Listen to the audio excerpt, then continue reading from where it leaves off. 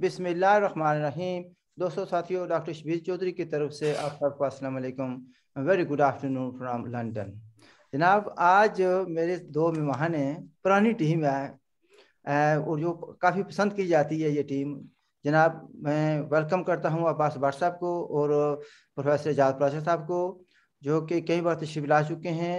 अब्बास भट्ट साहब जो हैं कश्मीर नेशनल पार्टी के चेयरमैन हैं और अच्छी खुलकर बात करते हैं।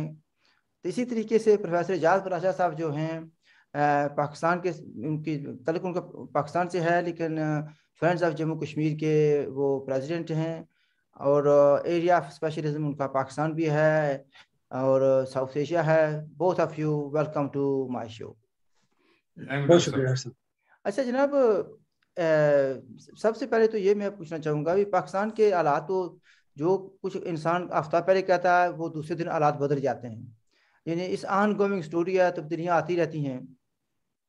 तो आज हमने थोड़ा सा देखना है कि भाई क्या हो रहा है या क्या होने वाला है। ये जो माजी में हुआ वो तो सबको पता है, तो क्या होने वाला है। तो सबसे पहले प्रोफेसर एजाज प्राचा साहब, बिकॉज आप पाकिस्तानी हैं और आप उस इलाके से तल्लुक़ रखते हैं जो कहते हैं कि खसूसी इलाका है, यानी जहाँ पर चोजन पीपल रहते हैं, यानी केपी के। तो floor is yours professor Ejaz Pracha साहब। बिस्मिल्लाहिर्रहमानिर्रहीम। बहुत शुक्रिया डॉक्टर साहब। डॉक्टर साहब, सबसे पहले तो अगर आपने पाकिस्तान के ये बदलते हुए हालात का पूछा और मैं बताऊं कि पाकिस्तान के बदलते हालात किस रुख जा रहे हैं, बात दरअसल ये है पाकिस्तान के हालात किसी तरफ भी नहीं जा रहे। अच्छा। जिस तरफ स्टैब्लिशमेंट चाहेगी उसी तरफ जाएंगे हालात, और वो सूरत हाल टोटल अनसर्टन है। हम खुद यहाँ बैठे सोचते हैं और दुनिया भी सोचती है कि शायद तब्दीली आ रही है, शायद वो तब्दीली नहीं, वो जो IK वाली तब्दीली है, इमरान खान वाली नहीं, वो मतलब जनरल कुछ तब्दीली, कुछ चेंजेस, लेकिन वो होता नहीं है। और क्योंकि हालात मुकम्मल तौर पर उनकी गिरफ्त में है, कंट्रोल में है। अभी कुछ दिन पहले नवाज शरीफ के जाने आने की बातें हो रही थी और चल रही थी। मुझे नहीं लगता कि नवाज शरीफ पाकिस्तान जाएंगे। मैं शुरू से ही कहता आया हूँ और मुझे नहीं लगता कि वो जाएंगे, क्योंकि तारीख गवाह है कि जाने जो कुछ वो कर बैठे हैं, जिस एस्टेब्लिशमेंट को चैलेंज कर बैठे हैं, उसके बाद जाना लॉजिक नहीं बनती कि वो पाकिस्तान जाए।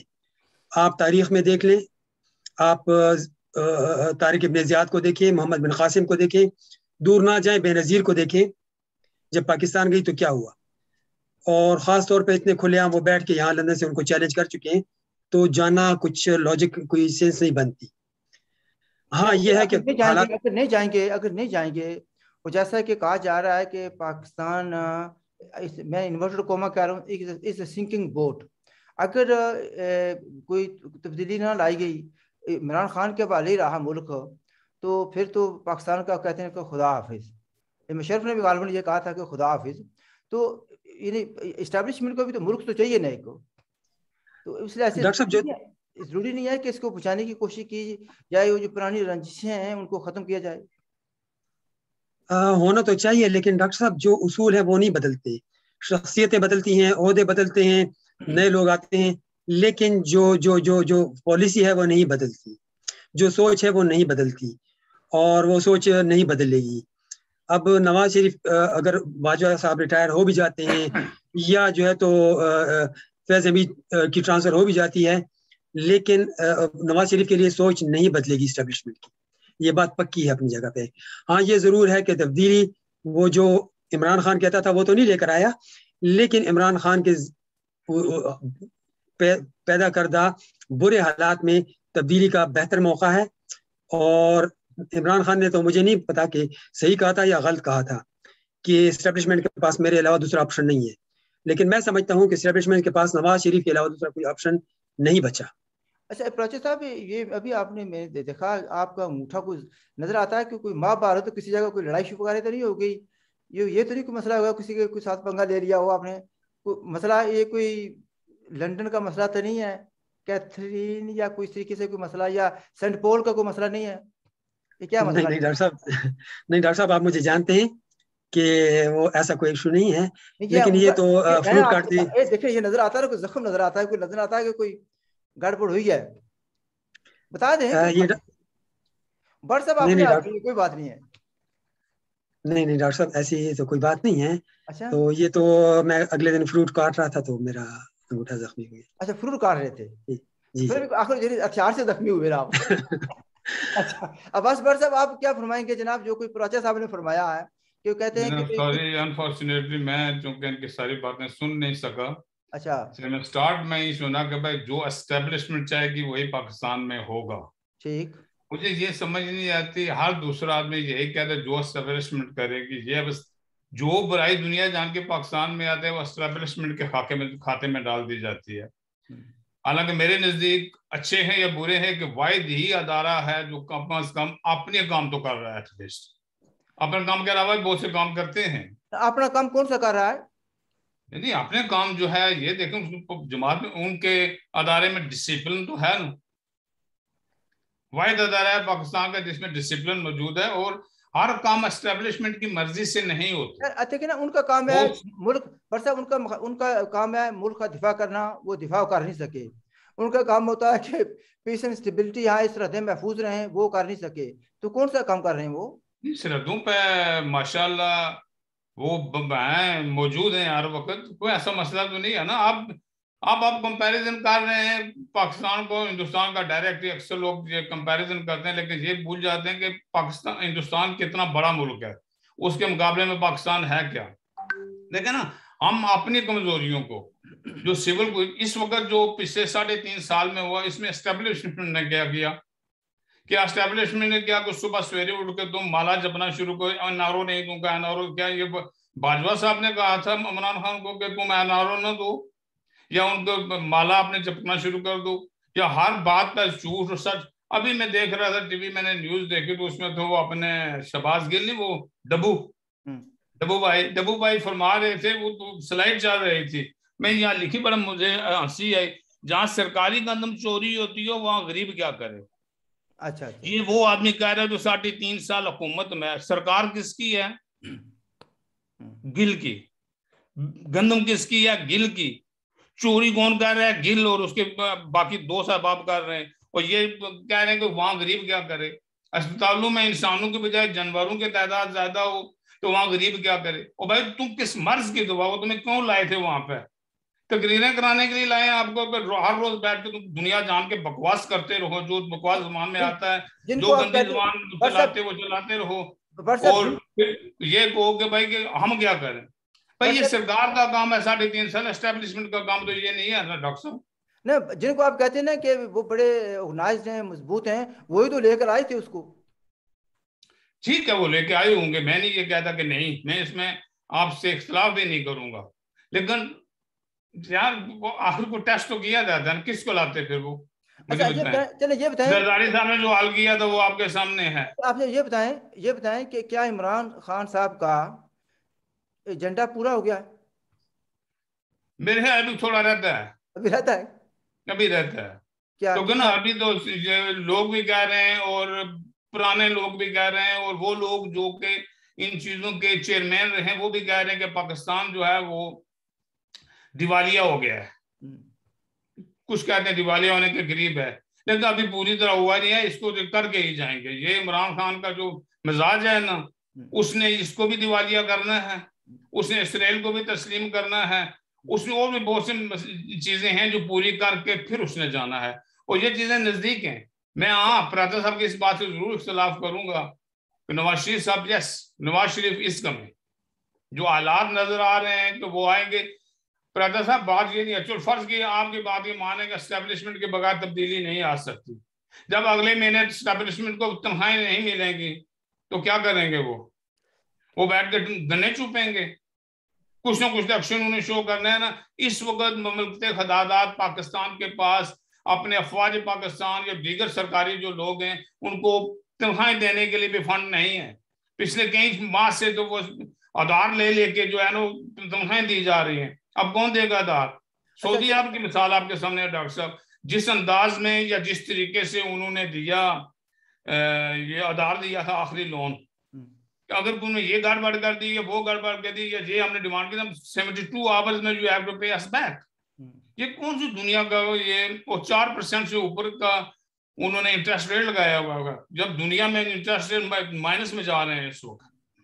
आपके पास भी बैंक अकाउंट होंगे, आप भी देखते होंगे कि 50,000 पाउंड भी आगे आपके बैंक में पड़ा तो साल के बाद आता है तुम्हें 1.5 पाउंड जो है ना इंटरेस्ट मिल रहा है उसका, और ये 4% सूद पर लेके, और सूद भी आपने मुसलमान भाई से, एक मुसलमान दूसरे मुसलमान से सूद पर पैसे ले रहा है, तो फिर कहते हैं इस्लामी ममलकत खदादात पाकिस्तान हो, वो तो सऊदी इस्लामी ममलकत बना के बैठे हुए हैं। जो प्राचार्य साहब को लाते हैं, प्राचार्य साहब आप क्या कहते हैं, जो कुछ भट्ट साहब ने कहा और जो मैंने इनसे सवाल किया था इमरान के वाले से, भाई क्या एजेंडा पूरा हो गया है? फ्लोर इज योर, जिस तरीके से भी आप चाहते हैं इसको डील करेंगे। बहुत मेहरबानी डॉक्टर साहब। देखिए डॉक्टर साहब, भट्ट साहब ने गालिबन मेरी बात से इत्तेफाक करने की बजाय वो लफ्ज़ इख्तिलाफ यूज करें नवाज शरीफ के लिए, वो मुझसे इत्तेफाक करते हैं शायद। अच्छा देखिए डॉक्टर साहब, भट्ट साहब ने तो सीधा सीधा एस्टेब्लिशमेंट को जेन्युइनली वो होली काव बना दिया, जिसके बारे में लोग मशहूर छोड़ते हैं कि जी होली काव है। और काव का भी थोड़ा दिलचस्प बताऊं कि काव, होली काव की हम क्यों इसको एसोसिएट करते हैं। देखिए होली काव दो तरह से है। होली काव हिंदुओं के लिए भी मुकद्दस गाय है क्योंकि गाय माता कहते हैं, और होली काव यहूदियों के लिए भी है। वो भी जो है तो आपको पता है सूरत अल-बकरा पूरी कुरान में बकरा गाय को कहते हैं अरबी में, और पूरी सूरत यहूदियों के ऊपर गाय की वजह से नाजिल हुई, तो गाय की कहानी उसमें, तो यहूदियों के लिए गाय मुकद्दस है। तो भट्ट साहब ने हमारे लिए एस्टेब्लिशमेंट को वाकई मुकद्दस गाय ही बना दिया। मैं कहता हूँ सारा किया धारा सिर्फ और सिर्फ ये बात यह है कि गाय को आमतौर पर कहा जाता है कि बड़ी शरीफाना सा जानवर है, तो क्या जो जिनको आप होली काऊ कह रहे हैं वो तो ये सींग नहीं मारती गाय, वो तो सब कुछ करते हैं तो फिर होली काऊ किस तरीके से आगे? नहीं डॉक्टर साहब देखिए ना कि गाय हिंदुओं के लिए मुकद्दस है, वो गलियों में जो करती फिरे, किसी को कोई उसको रोक टोक नहीं है, क्योंकि वो कहते हैं कि ये मुकद्दस गाय माता है। क्या इमरान खान का एजेंडा पूरा हो गया या अभी कुछ रहता है? डॉक्टर साहब देखिए भट्ट साहब ने जो कहा है ना कि मुकद्दस गाय, तो देखिए इमरान खान लाने वाले कौन है एस्टेब्लिशमेंट? लाला मैंने मुकद्दस गाय का लफ्ज इस्तेमाल ही नहीं किया, क्यों कहते मुकद्दस गाय? इसमें मैं तो लफ्ज नहीं इस्तेमाल किया मुकद्दस गाय का। लफ्ज ना इस्तेमाल करने के बावजूद पाकिस्तान के जितने भी अदारे हैं वो सियासतदान हो जाए, जुडिशरी हो जाए, किसी महकमे को लोगों, कम अज कम इनमें कुछ न कुछ तो डिसिप्लिन मौजूद है। ये इस तमाम बुराइयां होने के बावजूद at least they better than any other department of Pakistan. मैं इतना अर्ज कर रहा हूँ। देखिए भट्ट साहब मैं गुजारिश करूं, देखिए एस्टेब्लिशमेंट किसको कहते हैं? एस्टेब्लिशमेंट का मतलब एस्टेब्लिश करना, किसी चीज को ऑर्गेनाइज करना। अगर वो अपना जॉब ही नहीं करेगी। सब तर्जमा तो मुझे भी आता है, थोड़ी सी अंग्रेजी में सीखी किसी जमाने में, वो तर्जमे के लिए नहीं बैठोगे। एस्टेब्लिशमेंट किसको, एस्टेब्लिशमेंट से मुराद और भी होती हैं बहुत सी, लेकिन जब पाकिस्तान के किसी टीवी पर, पाकिस्तान के किसी मुकदमे में जाके आप एस्टेब्लिशमेंट का नाम लेते हैं तो डर की वजह से पूरा नाम नहीं लेते, सीधा तरह फौज नहीं कहते, एस्टेब्लिशमेंट का नाम ले लेते हैं। उनकी मुराद ही फौज होती है 99.9%। अच्छा देखिए भट्ट साहब माजरत के साथ देखिए भट्ट साहब, पिछली बार हमने बांग्लादेश पे थोड़ी सी बात की थी, ठीक है? बांग्लादेश की तरक्की का राज क्या है? देखिए जो बंदा एक प्रॉब्लम हाईलाइट करता है उसके पास सोल्यूशन भी होता है, तो वो सोल्यूशन हमने डिस्कस नहीं किया लास्ट टाइम के सोल्यूशन क्या है। अगर बांग्लादेश तरक्की कर गया, पाकिस्तान ने नहीं की, तो वजह क्या है और फिर उसका हल क्या है? तो वजह सबसे बड़ी ये है कि बांग्लादेश ने आज़ादी लेने के बाद, पाकिस्तान से आज़ादी लेने के बाद, उन्होंने अपने नॉन प्रोडक्टिव जो फौज के ऊपर बजट है उसके ऊपर कट मारा। इंडिया आ जाएगा, इंडिया खा जाएगा वाली पॉलिसी खत्म कर दी। इंडिया नहीं आया, 50 साल हो गए इंडिया नहीं आया, उसने बांग्लादेश को नहीं खाया, हमें नहीं खाएगा। ये हम हैं जो कहते फिरते हैं कि शेर आएगा और एक दिन किसी दिन शेर ने आ जाना है, इंडिया आएगा, इंडिया खा जाएगा कि पॉलिसी किसकी है? हमारी स्टैब्लिशमेंट ये कहती फिरती है कि इंडिया आ जाएगा, इंडिया मार जाएगा, खा जाएगा। बांग्लादेश को हमसे आजाद हुए 50 साल हो गए हैं, और बांग्लादेश की तरक्की का राज वाहिद यही है कि उसने दिफाई बजट को खत्म कर दिया, और उसी इंडिया ने खत्म नहीं किया, कम किया, मतलब तकरीबन खत्म कर दिया। डॉक्टर साहब जब 4% पे ले आएगा तो देखिए, इससे भी बिल्कुल डॉक्टर साहब भी फरमा रहे हैं, आप भी फरमा रहे हैं, बिल्कुल बजाय है। ना तो उन्होंने बजट खत्म किया है, ना उन्होंने फौज खत्म किया है। उन्होंने क्या किया है कि फौज की मदाखलत उन्होंने खत्म करा दी है। फौज को क्या कि भाई आपका काम है जो आप वो काम करें। पाकिस्तान की फौज वो अभी काम नहीं कर रही, unfortunately they have to interfere everywhere. यही तो बुराई की जड़ है। इमरान खान जैसे अगर प्राइम मिनिस्टर हो तो किसी न किसी को इंटरफेयर करना ही होता है। अच्छा, बुराई की जड़ तो यही से शुरू होती है। प्राचार्य साहब, मैं सवाल ये था मेरा, क्या इमरान खान का एजेंडा, जो भी उसका एजेंडा था, कुछ तो कहते थे सी पैक खत्म करना, कुछ था कि पाकिस्तान की इकोनॉमी को घुटनों पर लाना है, कुछ ये था कि हर जो डिपार्टमेंट है, लोगों की मुख्तलिफ राय हैं, हर डिपार्टमेंट को ख़राब करना है, कल्चर को ख़राब करना है। तो क्या या कुछ कहते थे कि तब्दीली लानी है उसने, कुछ कहते थे कि चीखें निकलवाएगा। तो ये सब चीज़ें क्या हो गई है, मुकम्मल हो गया एजेंडा उसका, या भी कुछ रहता है? देखिए डॉक्टर साहब, तब्दीली लानी है वो तो अपनी जगह वो तब्दीली लेकर आया है। तब्दीली पॉजिटिव या नेगेटिव, उसने ये नहीं कहा था कि मैं नेगेटिव लेकर आऊंगा या पॉजिटिव, उसने कहा चेंज लेकर आऊंगा। आपको चेंज नजर आएगी, नजर आ रही कि नहीं आ रही ना, तो बस खत्म हो गई बात उसकी, उसकी बात पूरी हो गई। इज इट नेगेटिव और इज इट पॉजिटिव? तो उसने तो कहा था मैं चेंज लेकर आऊंगा। अच्छा। वो किसी नॉवल में एक डायलॉग बोलता है ना कि अगर आपने बता दिया तो मैं आपकी मुश्किल आसान कर दूंगा, गन पॉइंट पे। तो वो उसको बता देता है, कहता है अब तो मुझे छोड़ दो। कहता मैंने आपको कहा था आपकी मुश्किल आसान करूंगा, छोड़ने को नहीं कहा था। वो गोली मार देता उसके सर में। तो बात यह है डॉक्टर साहब कि तब्दीली उसने लाने का कहा था, तब्दीली वो ले आया है और हर एक को नजर आ रही तब्दीली। अच्छा, आप भट्ट साहब ने जो एस्टेब्लिशमेंट की बात की, जब पाकिस्तान में कभी भी गड़बड़ हुआ है, इन लोगों को जब भी इक़्तिदार पे कब्जा जमाने का मौका मिला है, चाहे अयूब खान हो या खान हो या जियाउल हक हो या मुशर्रफ हो, कोई ना कोई जवाब बहाना बना के आ जाते हैं। तो क्या अब इनको नजर नहीं आ रहा? मैं नहीं कह रहा हूँ मैं अमीरियत के खिलाफ हूँ, मैं मार्शल लॉ के खिलाफ हूँ, लेकिन क्या अब नजर नहीं आ रहा कि मुल्क को किस तबाही के दाने पहुंचा दिया? नवाज शरीफ की गवर्नमेंट में तो ये माली मामलात में, माशी मामलात में दखल अंदाजी करते थे, माशी तरक्की हो रही है नहीं हो रही है, और क्या वो अब किसी को कुछ नजर नहीं आ रहा कि मुल्क को किस, या तो वो खुद भी ऑन बोर्ड है, जैसे वो दोनों का क्लेम है। जैसे इमरान भी कहता है कि वो मेरे साथ मिले हुए हैं ना, ऑन बोर्ड एक पेज का मतलब मिले हुए हैं ना, तो सारी कार्रवाइयों में मिले हुए। तो इसका मकसद ये है कि वो मिले हुए हैं। फिर रही बात जो उनकी करनी धरनी है, अभी देखिए डॉक्टर साहब, बहुत से लोग केपी में इलेक्शन हुआ और बहुत से इलेक्शन हुए, बहुत से लोग इसको कह रहे हैं कि जी एस्टेब्लिशमेंट का हाथ नहीं था, तो अभी रिजल्ट ठीक आया। मैं समझता हूँ, अगर आप सोचें, मैं एक क्वेश्चन आपके लिए छोड़ जा रहा हूँ, और वो ये है कि आप सोचें कि केपी पे इमरान का के ऊपर हाथ था या नहीं था। कहीं ये वो तो बात तो नहीं है जो पहले धरने में चौधरी शुजात वगैरह ने मीडिएशन करके तो कहा था कि वो झोली भर के फजल रहमान साहब लेकर जा रहे हैं, तो कहीं ये वो सबर तो नहीं था? अपोजिशन भी बची हुई है ना, तो कहीं ये वो तो नहीं है एक एक वोट कैलकुलेटेड। पहले धरने से लोग मुराद लेते हैं जो उसको काजी साहब ने किया था, ये आप कह रहे हैं फजल रहमान साहब ने जो किया था इमरान खान की हुकूमत के दौरान, आप उसका जिक्र कर रहे हैं ना? इमरान खान ने किया था, अकेले किया था? यस जी, फजल रहमान साहब के जलसों में, धरने में जो फौज के साथ बातचीत हुई थी। साहब आप दूसरी बात कर रहे थे, आप कहीं और जा रहे हैं। आप कह रहे थे असल में कि एस्टेब्लिशमेंट को क्या नजर नहीं आ रहा कि अब उमरान क्या कर रहा है या मैशियत को क्या हो रहा है, उसके आगे कुछ फरमाना चाहते थे ना आप? तो मैं वही डॉक्टर साहब, भट्ट साहब, मैं वही गुजारिश कर रहा हूँ कि देखिए आपने एस्टेब्लिशमेंट को इसमें बिल्कुल बेगुनाह बेकसूर करार दे दिया, जबकि मैं कहता हूँ कि वो हर काम में, मैंने किसी को बेगुनाह नहीं कहा रहा। अभी जो आपका सवाल था ना, उसमें एस्टेब्लिशमेंट के लिए भी मसला बना हुआ है कि न जाए मानन न पाए रफ्तन। अब इसको ले आए तो यार इसको कुछ टेस्ट कर रहे हैं। अब ये तो नहीं कि कान से पकड़ को सुबह उठा लिया टीचर की तरह के भाई तुमने ये काम स्कूल होमवर्क नहीं करके तुम निकल जाओ। ये हालात इस कदर आप एस्टेब्लिशमेंट के पास भी कुछ चॉइस नहीं है कि वो क्या करें। अच्छा भट्ट साहब, एक मिनट, कमाई के दाने पर तो जा रहा है, वो सारे देख रहे हैं, हम भी देख रहे हैं, आप भी देख रहे हैं, लेकिन बदकिस्मती से चॉइस नहीं है कोई। अब आपसे सवाल कर रहा हूँ भट्ट साहब, भाई हालात तो आपने बयान कर दिए कि कैसे जा रहे हैं, आपका नुक्ता नज़र मुख्तलिफ है थोड़ा सा प्राचा साहब से, लेकिन हालात जो है ना काफ़ी ख़राब है, ये तो सारे मानते हैं, ठीक है जी, बिल्कुल 100% एग्री विद यू। अच्छा आप मुझे बताएं कि इमरान खान साहब के पास कुछ कार्ड्स हैं या जो कुछ भी होगा वो शेयर ही करेगा? तो आप मुझे बताएं। चलो मैं उस तरफ नहीं जाता, लेकिन मैं एक इमरान खान के पास कार्ड तो बहुत से हैं, लेकिन हर कार्ड में उसको अपना ही नुकसान उठाना पड़ेगा। इतनी हिम्मत है ऐसा कोई कार्ड उसके पास नहीं है।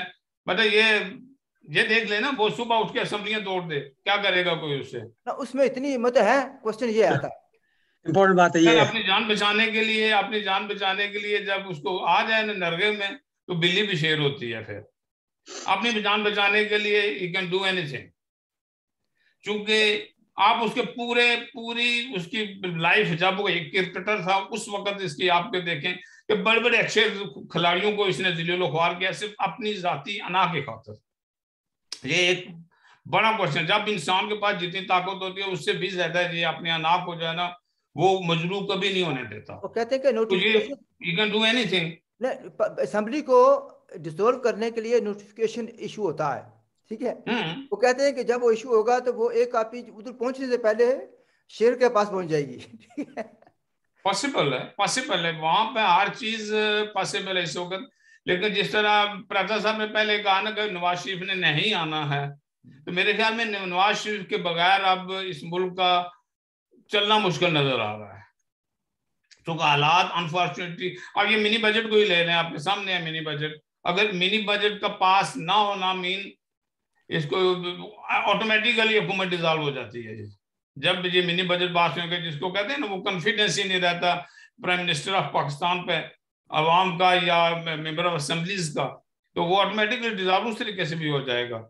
यानी आज या कल मेरे ख्याल में उसूली तौर पर तो जनवरी में हो जाना चाहिए, अगर जनवरी नहीं तो मेरी फोरकास्ट अपनी सोच है कि 31 मार्च से पहले पहले मेजर तब्दीली इस मुल्क में आने वाली है।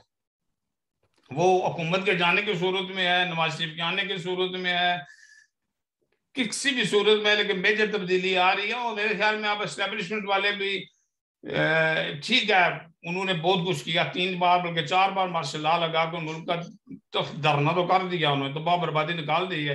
लेकिन अब उनको एहसास हुआ तो भाई ऐसा भी मुमकिन है कि अब जर्नैल तो वो अपने बना लेंगे जो कुछ उन्होंने बनाना है, लेकिन जो मेजॉरिटी आर्मी है उसको बेचारे को तो रोटी खाने के लिए तो हम नहीं मिलेगी। फिर क्या होगा? बट साहब एक बात वेरी फ्रैंकली मुझे बताएं, मेजर तब्दीली आएगी या जनरल तब्दीली आएगी? ये नहीं, जनरल वाली नहीं, चांसेस नहीं है। नहीं जनरल वाले अगर आप जनरल से मुराद जो मैं समझ रहा हूँ, जो आपने कहा है कि मार्शल लॉ वाली कोई चीज, मेरे ये मुल्क अब मार्शल लॉ का मुकम्मल हो ही नहीं सकता। 99 में भी ये कहते थे नहीं हो सकता, लेकिन हो गया था कि सर उस वक्त पोजीशन, उस वक्त कि आप किसी बड़े ब्यूरोक्रेट से ये कहा था कि मुल्क दिवालिया हो चुका है, क्या उस वक्त IMF वालों की यही शराइत थी जो आज मौजूद हैं? बहुत सी चीजें हैं ना। अच्छा, लेट मी ब्रिंग प्राचा साहब। प्राचा साहब, आप क्या कहते हैं कि मेजर तब्दीली आएगी या जनरल तब्दीली आएगी, या आइन ये क्या कहते हैं जो मिनी बजट है पास होगा या नहीं होगा? व्हाट आर कार्ड्स कितने हैं आपके इमरान खान के हाथ में? क्या उसकी में हिम्मत है इस्तेमाल करने की? देखिए डॉक्टर साहब, सबसे पहले आप इसका एनालिसिस इस तरह करें कि देखिए इस वक्त तब्दीली लाने वाली 2 कुव्वतें हैं पाकिस्तान में, तब्दीली लाने वाली 2 कुव्वतें हैं। एक इंटरनेशनल एस्टेब्लिशमेंट कह लें, बैनुल अक़वामी ताकतें हैं। इमरान खान क्यों आया उसके पीछे भी यही कहानी है। और दूसरी अंदरूनी चपकलिश है, अंदरूनी एस्टेब्लिशमेंट के अंदर आपस की लड़ाइयां हैं। ये 2 मेन फैक्टर हैं आज इमरान खान जो मौजूद है।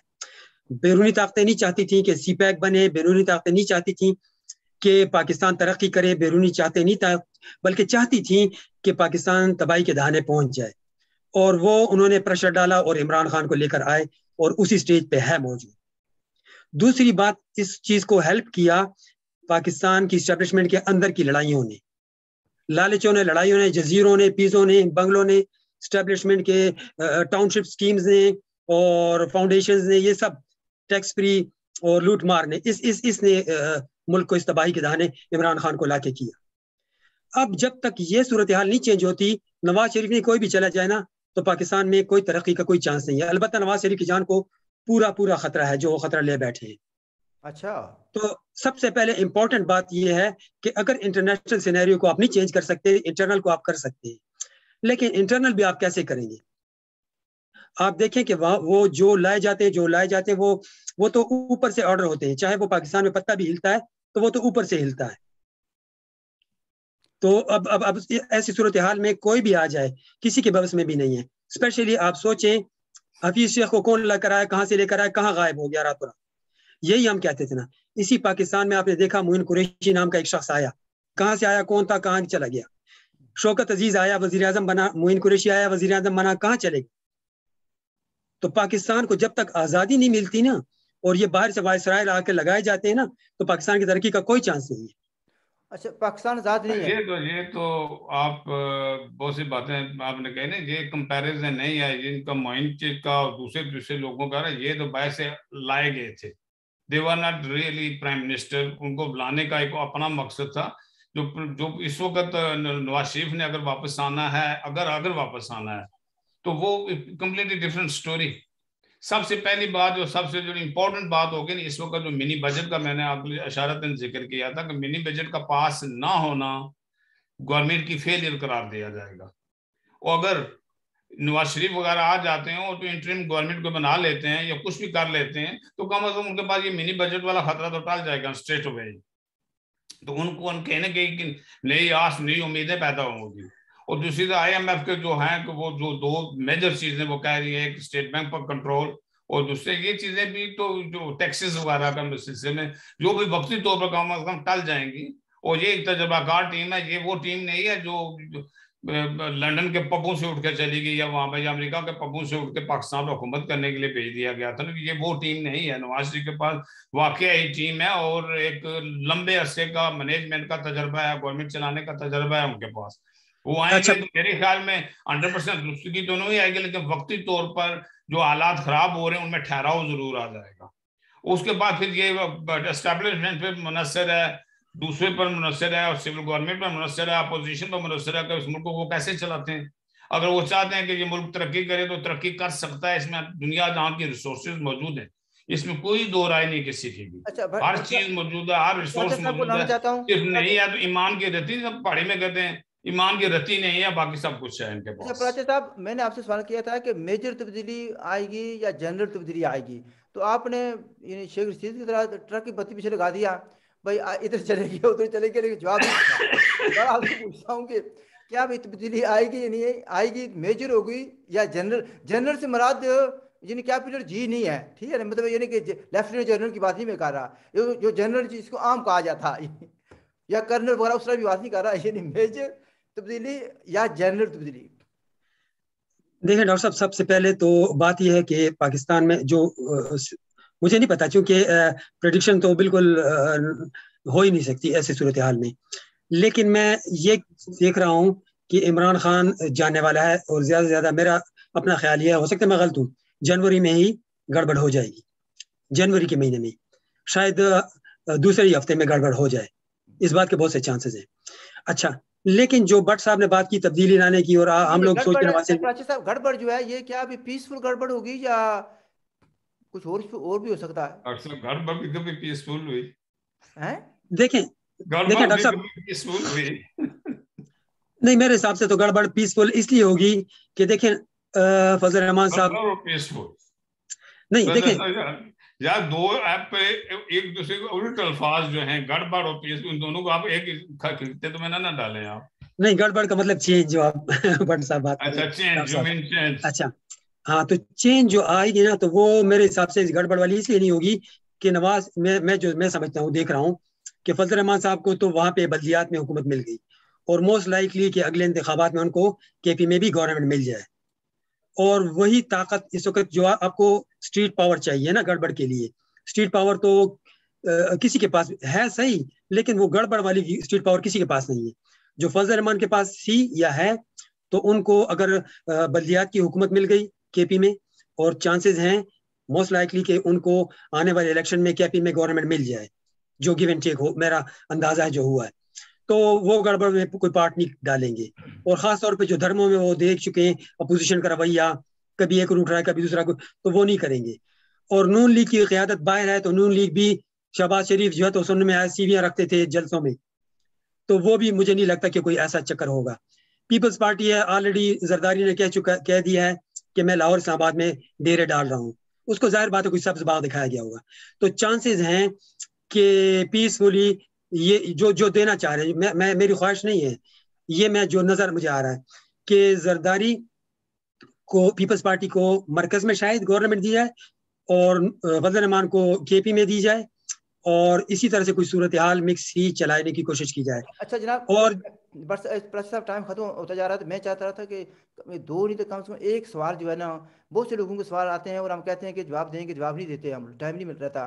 तो मैं भट्ट साहब से सवाल पूछना चाहता हूँ, फिर आप भी उसी सवाल का जवाब देंगे भट्ट साहब। सबसे पहले भट्ट साहब, एक साहब ने लिखा है अमेरिका से, वो रेगुलर हैं और काफ़ी माशाल्लाह समझदार हैं, उनका नाम है दर्शन छाबराद। कहते हैं कि just watch your show, Wonder if you remember our conversation on the subject almost 5 years ago. ये CPEC की बात कर रहे हैं. तो that under circumstances Pakistan will not be able to pay back China the loans they have taken. China knew it very well, and they had their eyes on Gilgit-Baltistan, and they will just take over the whole area. If you remember my take on this, that India will pay China the loan and take over POK and Gilgit-Baltistan without a war. But knowing the hatred Pakistan has for India, they would prefer to give it to China. What do you think? Sir ये देख हकीकत तक अगर हालात पाकिस्तान की इस अंदाज पर पहुंच जाए कि उसे चूज करना पड़े कि कश्मीर का इलाका या गिलगित बल्तिस्तान किसको देना है, इंडिया या पाकिस्तान, चाइना को, तो ज़ाहिर है इंडिया के पास तो सिवाय एक दूसरे के साथ नफरतों के उन्होंने कमाया क्या पिछले 75 सालों में, वो तो मुमकिन नहीं है. तो आपका इलाका जो है, आपका इलाका जी, अगर दूसरी तरफ देखा जाए तो CPEC का जो खर्चा है उसकी कीमत, यार ये पूरा गिलगित बल्तिस्तान तो नहीं हो सकता, कुछ छोटा मोटा टुकड़ा दिया जा सकता है, तो पूरा गिलगित बल्तिस्तान ही ले लेंगे, इतना महंगा CPEC तो खर्चा नहीं हुआ है ना. तो लिहाजा वो चांसेस भी मुझे नजर नहीं आ रहे हैं कि कोई ऐसी बात हो गया. कोई छोटे मोटे जो होते हैं तो फिर दोस्तों के दरमियान तो होते रहते हैं, इसी तरह कौमों के दरमियान दोस्ती होती है. जैसे शक्साम वैली दिया था, कोई सिर्फ तकरीबन 2000 किलोमीटर है, कोई ज्यादा नहीं है, दे दिया दोस्ती में, तो क्या हो गया? ये आप क्या कहना चाहते हैं? इंसान दोस्तों में जान चली जाती है तो इंसान दे देते हैं. वो खास आज आप पंजाबी जो आप ये तो बड़े बड़े डायलॉग बोलते हैं कि यार पीछे जान भी दंदे हैं. तो यार पीछे जान देते मन के, तो क्या यार जान तो बड़ी बात है ना, तो गिलगित छोटा सा दे देंगे, क्या होगा? बल्तिस्तान से कुछ इलाका दे देंगे तो क्या फर्क पड़ेगा? ये हमारे मुल्क का हिस्सा है भाई, क्या बात करते हैं, ये हमारे मुल्क का हिस्सा है. तो ये चाइना के वाले का मुल्क तो हमारा है, लेकिन हमारे मुल्क का हिस्सा भी है, ये मुल्क भी हमारा है, लेकिन ना ये मुल्क हमें लेने की तौफीक है ना किसी ने हमें देना है. 75 साल में तो हम इसके नजदीक भी नहीं पहुंचे कहीं से लेकर दें, बल्कि दिन दिन हालात हमारे खराब ही किए जा रहे हैं. वो पाकिस्तान हो या हिंदुस्तान, वो अपने अपने खातों में लगे. अब तो कश्मीर का नाम भी लेना मुश्किल होता जा रहा है. वो तो अब ये पिछले दिनों आपको याद होगा हमारे शहर कोटली में ये मंजूर पश्तीन जा रहा था, गरीब का बच्चा, हुकूमत ने ऑर्डर कर दिया, ठीक है भाई नहीं जाना 3 महीने के लिए, या कश्मीर के इलाके में जा ही नहीं सकता, तो किसी ने पर बोला, कोई बोला हो लफ्ज भी तो इसने खुद आपने खुद पोस्ट की थी कि एक आजाद मुल्क का शहरी जो है वो गुलामों के पास क्या लेने जा रहा है. तो बस वो गलती में कभी कभी जज्बात में आके हम लिख देते हैं, हालांकि हकीकत कुछ और ही होती है. अच्छा चले जी, पराशर साहब को मिलाना चाहता हूँ. पराशर साहब, आप क्या समझते हैं? पहली बात है कि क्या CPEC जो है ये एक क्लोज चैप्टर है, ख़त्म हो गया, या इसमें मजीद कोई प्रोग्रेस नहीं हो सकती? लेकिन कर्जा तो फिर भी देना है ना पाकिस्तान ने. तो क्या ये इलाके जो हैं, जैसे कि सवाल करने वाले ने पूछा है, सवाल दो चीज़ें थी. उसने ये कहा था, ये 4 साल पहले की बात है, और मेरी पराशर साहब आपसे इस बार बात हो चुकी है. तो मैंने कहा था भी, एक साहब कह रहे थे कि इंडिया जो है ना पाकिस्तान के सारे कर्जे ख़त्म कर देगा और ये इलाके टेक ओवर कर लेगा, कि लीगली ये इलाके उसके मुताबिक ये इंडिया के हैं. तो what is your take on this? Sir एक सेकंड में सुन लूंगा, ज्यादा नहीं. मगर अगर ये हालात पैदा हो रहे तो इंडिया को कहो कि जल्दी करे ताकि सौदा सस्ते में हो जाए. अब मनाना हुकूमत 1 साल हो रही है, ट्रिपल हो जाएंगे ये कर्जे, हिंदुस्तान को वो भी देने पड़ेंगे शायद. अच्छा ठीक है जी. प्राचा साहब देखिए डॉक्टर साहब, पता है सबसे पहले जो आपने चाइनीज डेट की बात की, चाइनीज कर्जे की बात की, देखें श्रीलंका आज तक अपने आप को छुड़ा सका, मालदीव छुड़ा सका, जिबूती अपने आप को छुड़ा सका, पूरी दुनिया में वो पंजे गाड़े जा रहा है, और ऐसा कोई भी बात नहीं है. बल्कि मालदीव के बहुत बड़े वजीर ने कहा, उसने कहा चाइनीज कर्जा हम अपनी दादी का जेवर बेच के भी अब नहीं चुका सकते. ये ऑन रिकॉर्ड की बात है, आप देख सकते हैं. तो चाइनीज कर्जा तो नहीं छुड़ाया जा सकता. एक बात हो गई.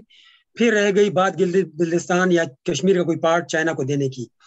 तो आर्टिकल 370 जो इंडिया का कॉन्स्टिट्यूशन का है और 35A वो रिवोक होने के बाद पाकिस्तान ने जो पहले किया सो किया, चाइना को दे दिया कश्मीर का पार्ट. लेकिन उसके ऊपर भी अभी सवाल उठेंगे चाइना और इंडिया के बीच. लेकिन खासकर महाराजा का जो एग्रीमेंट है एनेक्सेशन का इंडिया के साथ, और आर्टिकल 370 और 35A रिवोक होने, एक्सेशन का, और जो आर्टिकल 370 और 35A रिवोक होने के बाद इंडिया मजीद स्ट्रॉन्ग पोजीशन में है. सवाल यही नहीं पैदा होता कि पाकिस्तान चाइना को गिलगित या बल्तिस्तान या कश्मीर का कोई पार्ट दे सके. तो जाहिर बात है सबसे पहले इसमें फरीक अगर होगा तो पाकिस्तान बाद में होगा, इंडिया पहले होगा. इंडिया इसमें अहम फरीक है, क्योंकि तारीखी दस्तावेजात भी यही बताती हैं, इंडिया का अपना कानून भी बताता है, अक़वाम मुत्तहिदा की करारदादें भी यही कहती हैं, सब कुछ। तो इस बात के चांसेस बहुत कम हैं कि पाकिस्तान कश्मीर को इंडिया चाइना के ऊपर बेच सकता है। तो पाकिस्तान को खुद ही चाइना का कर्जा सेटल करने के लिए जो कुछ करना पड़ा करेगा, लेकिन कश्मीर को नहीं भेज सकता। लेकिन ये नहीं हो सकता है कि भाई चाहे इंडिया कहे, जैसे कि उस सवाल करने वाले ने कहा है कि भाई पाकिस्तान को हिंदुस्तान बोले भी हम देखें हमारा झगड़ा कश्मीर पर है और कश्मीर लीगली हमारा है, आप कर्जे में डूबे हुए हैं, तो हम आपका कर्जा ख़त्म करते हैं, हमारी लड़ाई ख़त्म, let's live like good neighbours. तो ये जिसको गिलगित बल्तिस्तान कहते हैं और POK कहते हैं, ये हमारा, तो ऐसी बात ऐसी मुमकिन हो सकती है बात? तो हम लोगों को तो आदत है कि मतलब है कि हैसियत कौम तो नहीं हो सकता, लेकिन इंडिविजुअल्स जो फैसला कौन पोजीशन में है वो कर सकते हैं।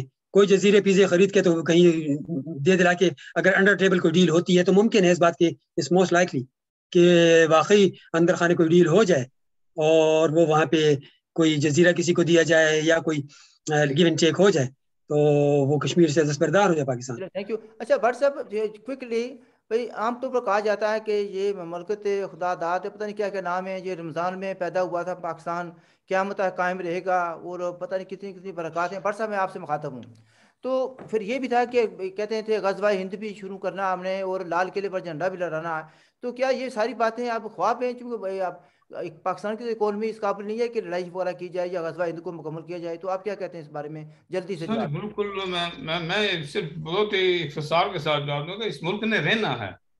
अच्छा अच्छा। अगर रावलपिंडी है उसको उठा के कहाँ ले जाएंगे आप? हम्म, कराची को उठा के कहाँ ले जाएंगे? ये नहीं कहा कि इसका नाम पाकिस्तान होगा या कोई नाम कुछ। पाकिस्तान का नाम तो पंजाब जब रह जाएगा अकेला, फिर भी पाकिस्तान तो पाकिस्तान ही है ना। अच्छा, नाम रहेगा, जोग्राफिया बदल जाएगा, जोग्राफिया बदल जोग्राफिया जाएगा। तो बदलते रहते हैं कौमों के, उसमें तो कोई ऐसी बात है। बिलखुसूस इस कौम के जिनके आज हैं ये सरबराह हमारे इमरान खान जैसे, तो अच्छा उनके जोग्राफिया तो बदलते रहते हैं। तो बाकी रह गया तल्लत के, ये 27वीं रात को बना था, 27वीं रात को बना था बांग्लादेश में, तो 7वीं रात को ही आजाद हुआ था। चलो वो ठीक। 88वीं को हुआ था कि वहां पर इसका डॉक्टर असर साहब, नहीं पहुंच सका। इस बात को दोबारा टेकअप करेंगे क्योंकि टाइम खत्म हो रहा है। कल भी मैं सही टाइम पर खत्म नहीं कर सका था, पर अच्छा साहब आप भी इस बार कुछ फरमाना चाहें तो।